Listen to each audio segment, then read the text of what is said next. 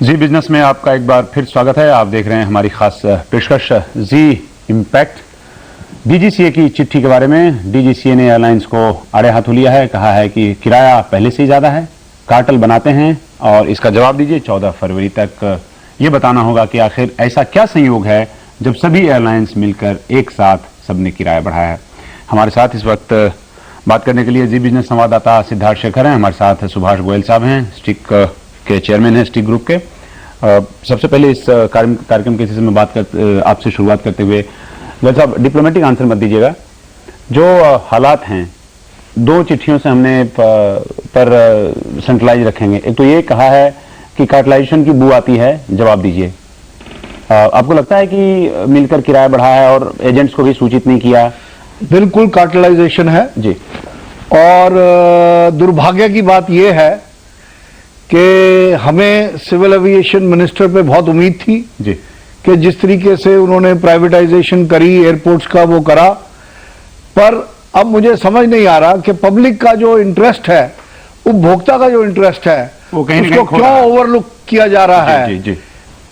होना ये चाहिए कि मिनिस्ट्री ऑफ सिविल एविएशन को इन एयरलाइंस को रेगुलेट करना पड़ेगा और कार्टेल बना के जिस तरीके से इन्होंने एजेंट्स की कमीशनें खत्म करी थी, उस तरीके से अब दूसरे तरीके से जब फ्यूल नीचे आ गया और लोएस्ट लेवल पे फ्यूल प्राइस है, तो फ्यूल सरचार्ज का मतलब ही नहीं है, बल्कि फ्यूल रिफंड, सरचार्ज रिफंड होना चाहिए। कोई फेयर स्ट्रक्चर के बाद आप देखते हैं कि या किसी किस्म का फीलर भेजा हो आप लोगों के पास, खासकर जो इंटरमीडिएरीज हैं उनके पास, कि अगले हफ्ते से कुछ नहीं, देखिए इसमें कुछ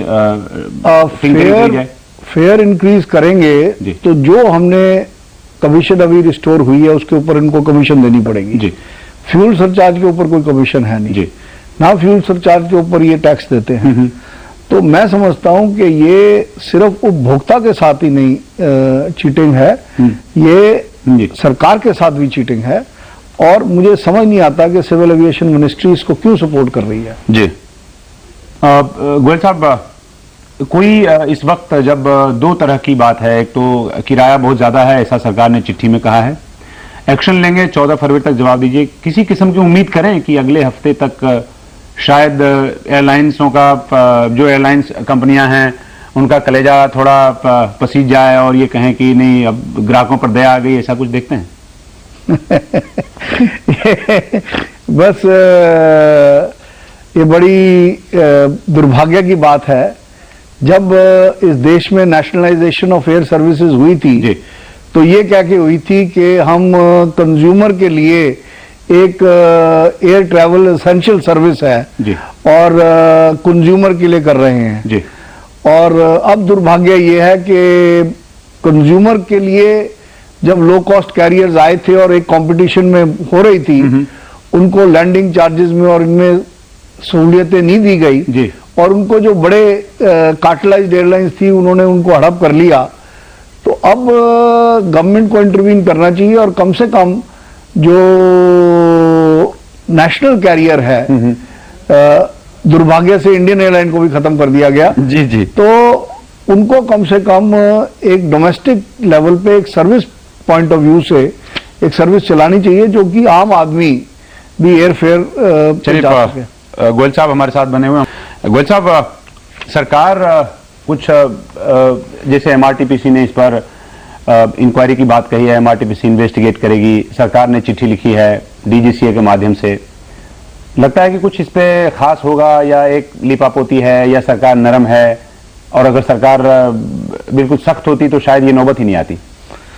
आपने बिल्कुल सही कहा, अगर सरकार सख्त होती तो ये नौबत नहीं आती जी। क्योंकि सरकार नरम पड़ गई है और किन कारणों से पड़ी है इसका मुझे समझ नहीं आई। तो यही रीजन है कि कार्टेल बन गया है जी। और हमने इंडस्ट्री की तरफ से पहले ही कहा था कि कार्टेलाइजेशन हो रही है, तो उस टाइम मिनिस्टर ने भी और बाकी मिनिस्ट्री ने भी ये इंश्योरेंस कहा था कि कार्टेलाइजेशन हम होने नहीं देंगे जी। पर दुर्भाग्य की बात है कार्टेलाइजेशन हो गया।